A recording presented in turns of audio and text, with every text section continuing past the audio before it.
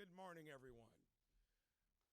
These are the kinds of things when you're governor of a state that you love to do because it represents what I ran on back many years ago to become a U.S. Senator, and the bylines running on faith, family, and community, and wrap it in a lot of freedom and opportunity.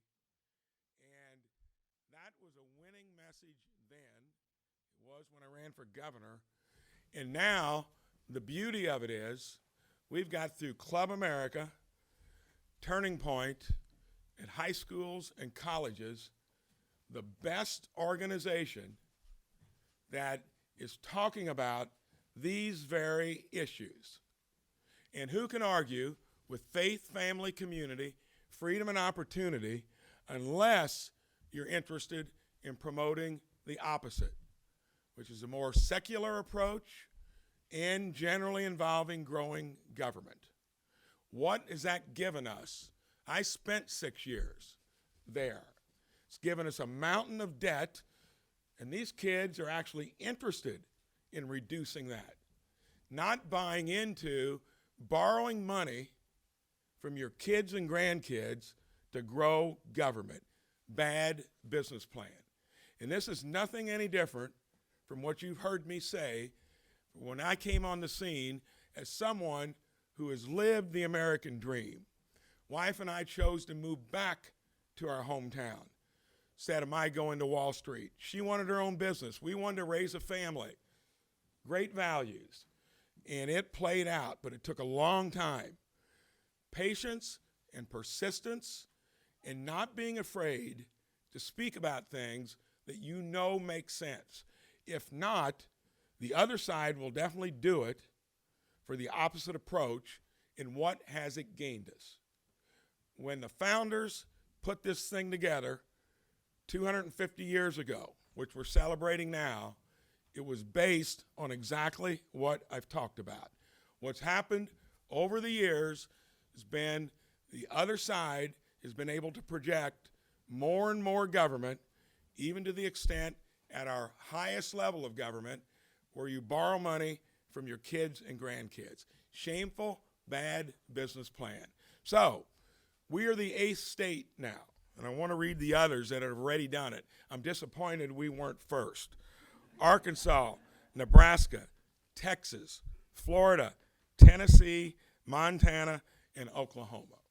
And then we are the first that is proudly saying that we're going to work to actually, as soon as you're able to vote, get you registered to where you're buying into faith, family, community, freedom and opportunity, not the opposite. Thank you, Secretary of State, for doing it, Diego Morales. And that actually ended up in the paper with as nice a headline as I've seen them give you on anything else. Thanks for sticking your neck out. Well, this is going to be a journey, and I told them when I met them, some of them, these are mostly new recruits, people I've just met today. But when I was down at Bloomington at the Charlie Kirk get-together, soon after that tragic event, I'll never forget coming in there. And when you see nearly a quarter-mile long line coming into something at a college, you wouldn't have expected it to be something about this. That gave me a feeling that we've got hope in this country and we're going in the right direction. So to me, we're celebrating, proud to be state number 8, proud to be number 1, where it really counts, where the other side of the aisle has consistently outpaced us, outmaneuvered us. And what is pleasing to me is that is why they are silent on it, because it's all stuff they've been good at that we now, when you look at Gen Zers, more of them are interested in these values and willing to speak out loudly about it, so the day has arrived. Remember, when I ran for Senate, started with 1%. That was a rowdy navigation, but you put a lot of time and effort into it. You talk about the right themes, it can be done.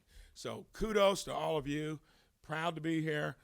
A little unhappy that we're number 8, but We're going to keep going. You're going to be able to exercise freedom of speech to organize in Indiana is not going to be in the way of your doing it at the high school or college level. Thank you so much. Thank you for being here. Micah Beckwith, you're up next. Thanks, Governor. Appreciate it. Well, it's an honor to be here, and Governor, thank you so much for your leadership in this. It's not often that we have an executive branch that will really take the lead when it comes to reaching the next generation for pro-American values. And as you said, 8th state, and man, what a great group of states to be in. I mean, when we think about that, Indiana with the states like Florida and Texas and Tennessee and Oklahoma and Arkansas. I mean, those are just some really awesome states doing some great things. And so thank you, Governor, Secretary of State. Thank you for your leadership on this too. Really appreciate you. Alex, welcome back home. You're an Indiana girl, and we're happy that you are out on such a national stage, promoting pro-American values. And that really means a lot. Josh and the whole team at Turning Point, it's an honor to stand with you. And then last but certainly not least, our Club America students. You guys are a bright future for our entire state. And I just want to say thank you. You've done so much work already to promote pro-American values within our school systems. As a teacher myself and somebody who has been in that world, it's not easy to stand up for America sometimes in that world, and you know it. And I know there's many of you that have taken shots from the administrations that you sit under within your schools. They don't want you there. They make it very hard for you to be there. This press conference today really, I think, sets the stage to say, we as a state want to see pro-American clubs like Club America just in every school possible in our entire state. It's not partisan. This is not a Republican Democrat thing. This is a pro-America thing. This is about American values, American exceptionalism, things that set us apart from other nations around the world. What makes America who we are? I think the next generation is losing the vision of that, but thankfully because of Charlie's leadership, TPUSA, that type of vision is coming back to the next generation. And when I see groups of students like this, it gives me a lot of hope. Charlie was a friend of mine. And I know Charlie's heart, just like many of the TPUSA team here, they knew his heart was to reach the next generation for pro-American values. Who is this God and the laws of nature that he created? Who is this creator that gave us these liberties of life, liberty, and the pursuit of happiness? That's the question that every school should be asking. Where do we come from? And what's our purpose? And how can we be a better citizen and a better neighbor? How can we steward what we've been given? And that's what Club America is about. And I know there are people out there that will probably say, oh, this is a partisan thing, or this is a super Republican. It's not.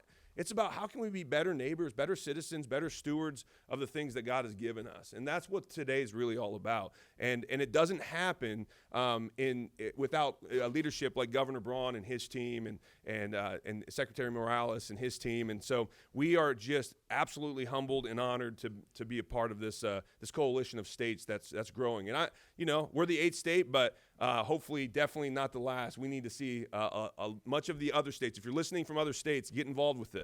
This is the hope and the future of our nation. These people are carrying the torch. These young people are carrying the torch of freedom. And as Ronald Reagan said, freedom is not passed on through the bloodstream.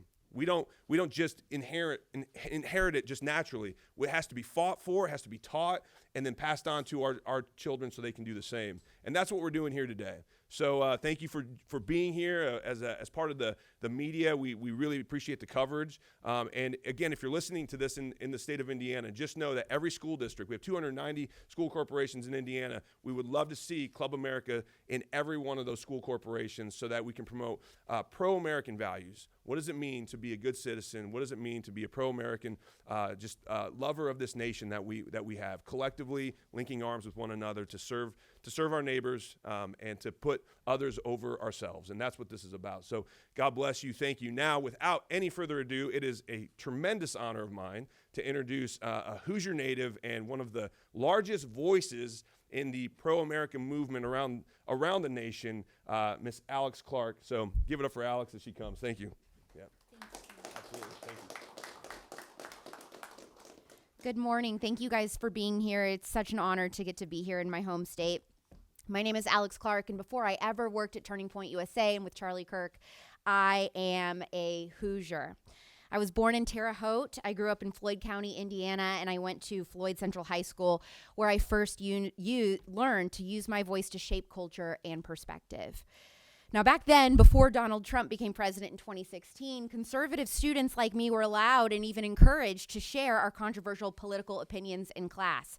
From writing a column for our school newspaper to hosting a live radio show on 88.1 WNAS, the seeds for who God ultimately planned for me to be as a broadcaster were first planted in Indiana. From 2016 to 2019, I moved to Fishers and I became the co-host of the Joe and Alex Show on WNOW. As an open conservative, it wasn't long before I was being pulled into closed-door meetings and questioned for things that I said on air that didn't fit the approved political narrative. There were people who threatened me with producers whose main job was to keep me quiet on my political views. I was told it was part of my job to host trans girl events and liberal women's marches, whether I liked it or not. I needed encouragement to leave, and I love talking to young women every single day on the air, but I longed to share more than just breaking pop culture news. I wanted to tell them that we live in the greatest country in the world and that we have to fight to keep it that way. Then Josh Tifo, who's here today, invited me to attend my first Turning Point USA event, and I heard Charlie Kirk speak. And in that moment, I knew that God had a plan for me to work in the conservative movement, focusing on an outreach to young conservative female voters. Charlie helped get me out of my radio contract and relocated me to Arizona, where I live today, where I proudly served alongside him for an incredible 7 years. The most important things that Charlie drilled into me are these. Jesus Christ is the Son of God, and to lead with integrity and tell the truth even when the world is against you. In 2020, the vaccine mandates ignited a fire in me to start asking deeper questions about our food system and about pharmaceutical influence and about why Americans are getting sicker despite paying more than anyone else in the developed world for healthcare. As conservatives, these were industries that we trusted without question.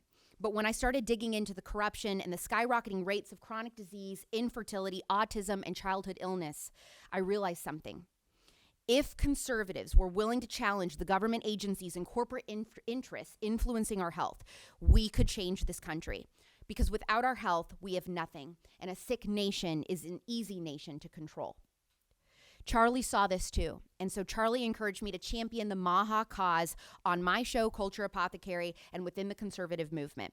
He took seriously my urging to bring Bobby Kennedy's message into the national conversation, and through Charlie's conversations with President Trump, he got it done. So what came from Charlie backing some of my wild ideas? Well, my audience has stood toe-to-toe with Kellogg's in Michigan over petroleum-based food dyes.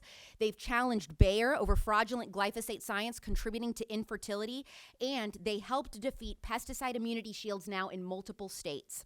They're homeschooling their kids. They're buying food from their local farmers and ranchers. They're asking hard questions in the pediatrician's office.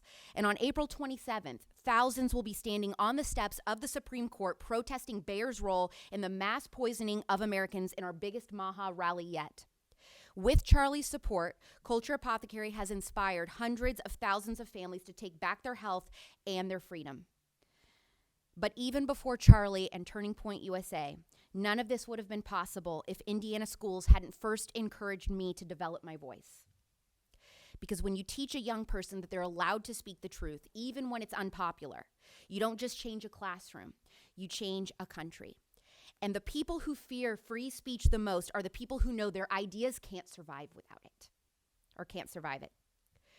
Charlie Kirk taught me how to take that voice and wield it like a sword against bad policy that harms not only Indiana children, but families across America. And that's why we're here today.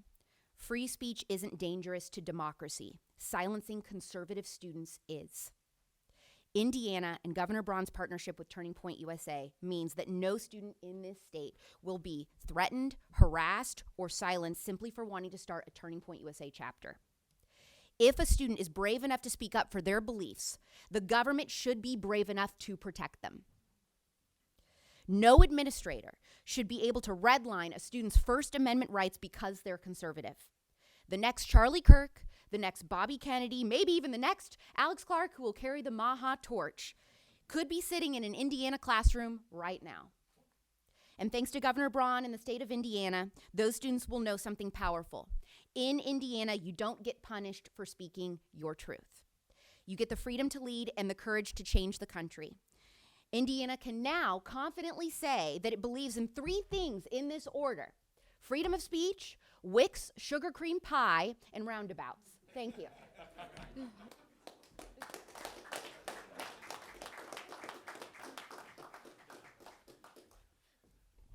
Well, Alex, you're one of the most entertaining speakers in the movement, and we love you. I'm so glad you came out to that Turning Point event despite the professional consequences that could have come. She came out to one of our first Young Women's Leadership Summits in 2017, and we sure are proud of you. Alex is so effective because 2 of the issues young Gen Z care about the most, number 1, Christian faith, and number 2, health. It's the reason why so many of these young Gen Z kids are drinking a lot less. So those of you listening who are in the alcohol industry, that's why you're freaking out and making all these non-alcoholic beers. But anyways, I digress. I was born and raised here. I was homeschooled here. By the way, I'm a big homeschool fan. The reason why there's been so much leftist pushback against homeschooling for decades is because the result is people like me and these kids. That's the reality. So my mom's in the room. Wherever you are, God bless you. You had a tough job homeschooling me. I was a wild kid, so we appreciate you very much. I'll never forget the day I met Charlie Kirk in 2014. He had just started Turning Point a couple years earlier in his garage right out of high school. He spoke in a room a little bit bigger than this, not too big, a Tea Party rally where he cast the bold vision that he would make it cool to be a young conservative in America. So in 2014, that was just about the most outlandish thing you could say. And he made this claim as if he was talking about the sky being blue, like it was just going to happen. And that really touches on the real reason why Charlie was a force, why he was the greatest man in my generation. God was with him. A lot of people think that he was an overnight success. They saw him all of a sudden on TikTok. He had 5 billion TikTok views the last year of his life. And the reality was he was not an overnight success. He showed up on campus and he did open Q&A in 2012 and 13 and 14 and 15, all the way up to 2024. And yes, we hit a cultural crescendo point in 2024, but the results you saw, the renaissance that we're now experiencing amongst Gen Z, is the result of 12, 13, 14 years of obedience, oftentimes when it was extremely difficult. So very proud of him. When I met him at that rally in 2014, he called on me to drop everything and build this thing called Turning Point with him. He said he was going to change the country. The next 10 years were a whirlwind. 2024 was supposed to be the election that buried our movement. It was supposed to be when Donald Trump was utterly trounced by Joe Biden and then Kamala Harris. It was supposed to be when the feminists rose up and finally defeated this MAGA movement. And instead, we saw a lot of young women do much better in our polling than we expected. And we saw young men rise up in numbers we had never expected before. And the heart of this, and the reason why the left is so scared, is the reason why young Gen Z believes what they do. It's because a lot of them are becoming born-again Christians. And there's a reason why Charlie was so passionate about doing more events the year after the election than the year before. We actually got in a little bit of an argument about it. I said, Charlie, we're running really hard. We're working 100-hour weeks. Like, these people have families. I don't know if we can do this. And he said, no, Josh, we have to reach these kids. He understood something that now most of us do in the movement, but most of us didn't last November. We were too busy celebrating.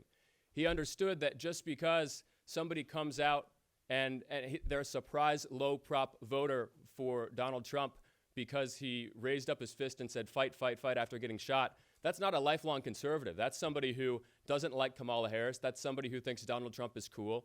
And he didn't want to win one election.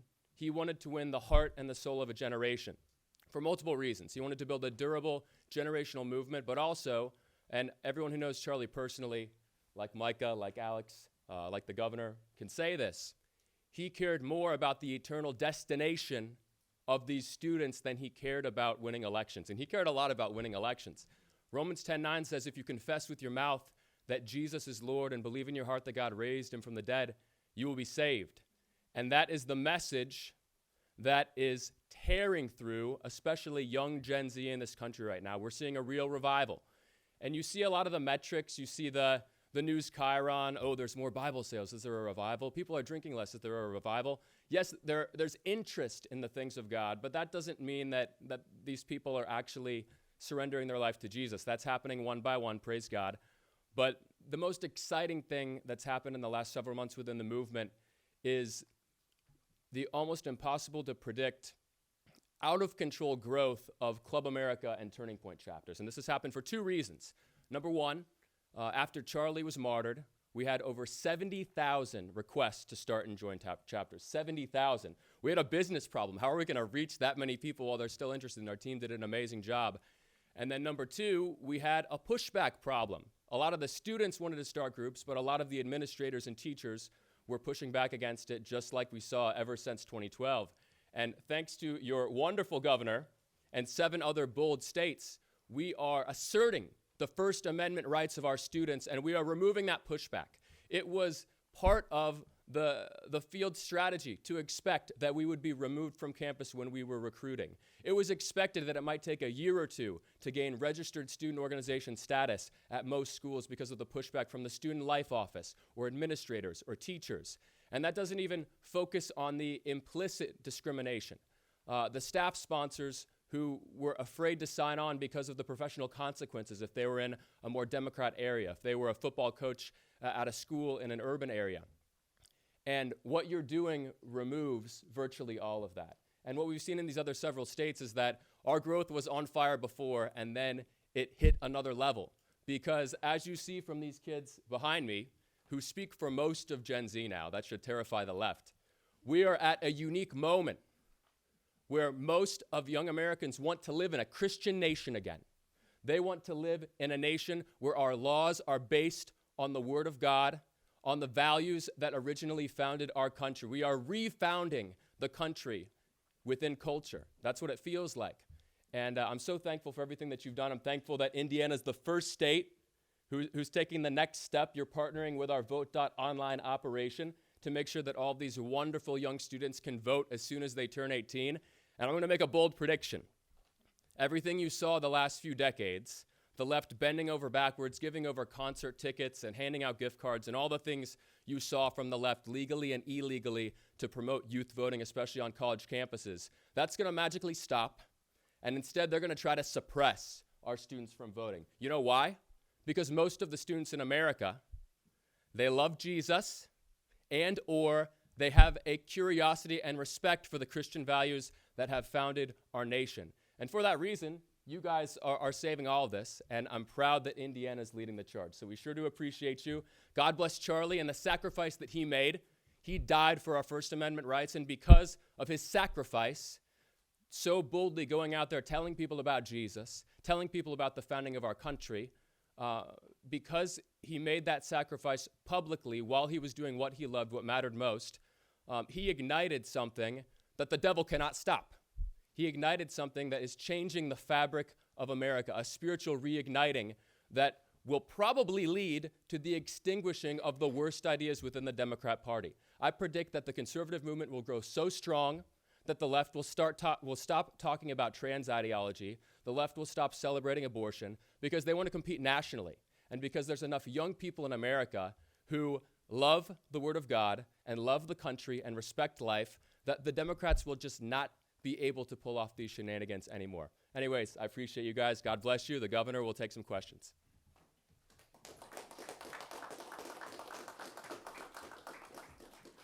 So we got a half an hour left, and the questions are going to be confined to this subject matter.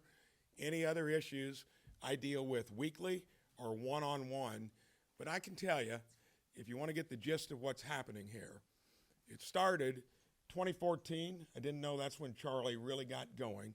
He was ahead of what manifested itself in 2015, when I watched with amazement as a state legislator what happened on the big stage. And I can tell you, half the country, if not more, was fed up with business as usual. And finally, this younger generation knows it's going to take them to a place that's not been working. So I want to applaud the two of you, everyone else here, for what's happening around the country, because when I jumped into the fray, it was based upon what culminated in 2016. And you're seeing this point of view coming from a broad, diverse background.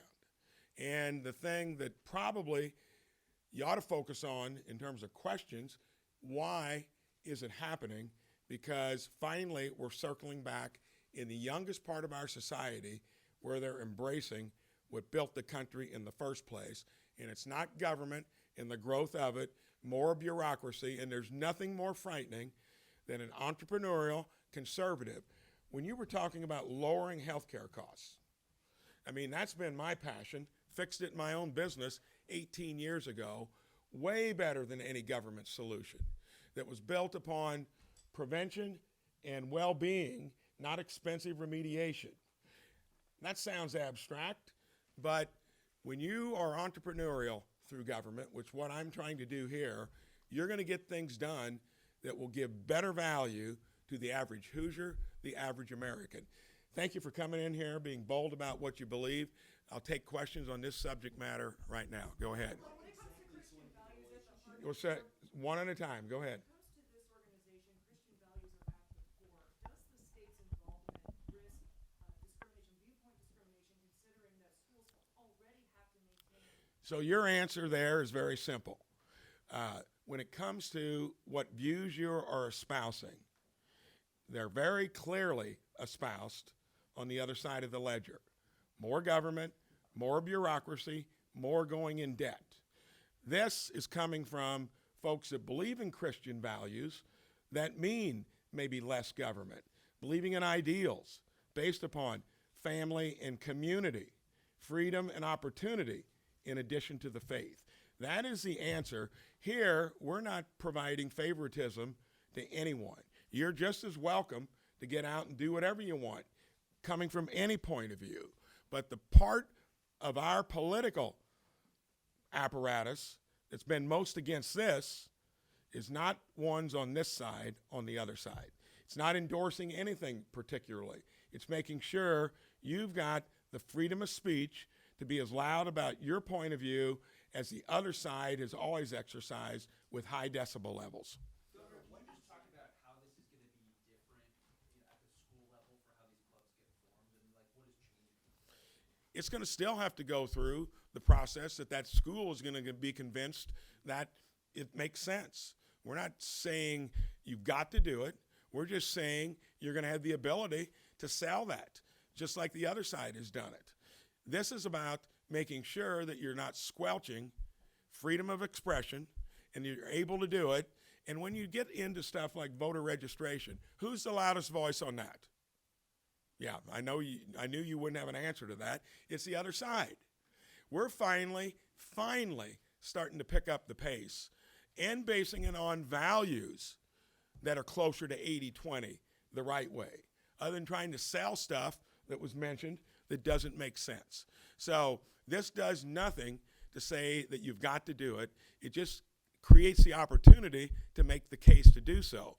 And what's frustrating is it's coming from the youngest part of our society.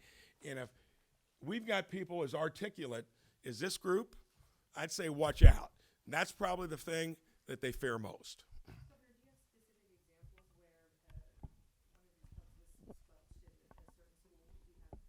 Have you had? All I'm saying is we're going to be proactive and say that this makes sense. They're going to have the ability. We're going to be there for them to express their First Amendment rights. Governor, what exactly is this going to look like day to day? I'm not going to flesh out what it looks like specifically. That's a question that's very abstract in nature. It's going to be more of this. And it's going to be finally to where that voice that would be best tabbed as a silent majority is going to be less silent, and they're going to be out there just like the other side. The 6 years I spent in the U.S. Senate, I did a lot of this. And one was the loudest voice on fiscal integrity, was the loudest voice on health care reform. And the entity that the other side believes in more than anything is the federal government. Well, would you want to run your own households where you borrowed 30% of what you spend each year? This is the first generation that's actually worried about probably what is the biggest issue that hasn't quite showed up yet with dramatic negative impact. It's our own federal government and the way it's being run. So trying to extrapolate what's going to happen, it's only going to be good and better because it's trying to fix the things that aren't working in this country. Governor, what happens if a school district discriminates against a child? There are schools in Indianapolis where there's an overwhelming... That is such an easy question to answer. No bigotry, no discrimination is going to be tolerated on my watch. And this isn't about that. This is about a different point of view. This is something I've said for years. The other side, when I did the first debate on the big stage, running against Joe Donnelly, it was about the sanctity of life. They weren't going to corner me on that because you know how I answered it? I'm not going to demonize your point of view. You know what I'd like in return? For you to do the same. That lasted about 30 seconds, end of the topic, because you know that makes sense. This is about everyone being able to express his or her view, not to where the status quo has kept that from happening in all the subtle ways it can happen. This is never going to be to suppress the other point of view, because that's never happened in the past anyway. That would be hypocritical for us to be for that. Governor Braun, are you doing this in part to extend an olive branch to the Trump administration, considering what happened with redistricting? We know this organization Now, is very much for it. you're trying to segue into another subject matter, and I'd say has nothing to do with it. I never operate that way, and you know that. I'm going to operate on what makes sense. When I started, ran for Senate with 1%, it was on these principles: faith, family, community, freedom, and opportunity. Go back, look at it. That's been a winning message, and the reason it's now hitting a crescendo, which I think you used that word, is because the youngest part of our society is now knowing that if you want a better future, you've had 4 decades at least, of the opposite approach where we've grown government, borrowed from future generations. What do we have? You can't get anything done in D.C. The 6 years I was there, I don't think there was one impactful piece of legislation because it was built upon more borrowing and spending, not really addressing the issues like wellness and prevention on health care, which is 20% of our GDP. Fixed it in my own business when there was no one telling me how to do it. These are the kinds of things we need to do through government, and this is just opening up this channel to where those views get fully expressed. Governor, other states have promised intense legal action towards schools that maybe obstruct or block chapters. Are we going to see that in Indiana? So when it comes to schools doing the things that they can do through local rule, or the fact that they're going to have their own prerogatives through their school board, that would be the point where it gets tricky to navigate through. But those issues happen all the time across all different sectors of governance, including schools. I was on a school board for 10 years, from 04 to 14. We had no issues like this crop up in terms of actually speaking out on either side. Now you can see that that's become the way that you're going to try to change America. And if you get into things that where the school board is not allowing freedom of expression, then you're going to need to look at changing who your school board is. It's a new phenomenon because finally the conservative side of life is not afraid to speak up. All right, that's all we have. One more question. You're not going to end it on the last one, so I'll take one more. Governor, how do you respond to concerns that the voter registration partnership is seen by some as partisan? I'm going to flip it again. The other side of the aisle has been much better at that and have used all the tools and techniques, and I applaud them for it. And this is about our side getting better at what the other side has used for decades to outmaneuver us, outwit us.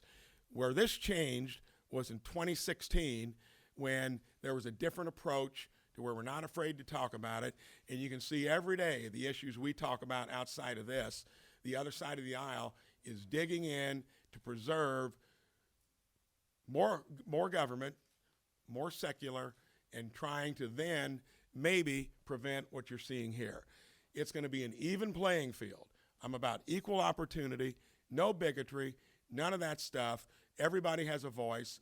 Make sure you respect the other side's voice. Win it by making the best case. Thank you so much.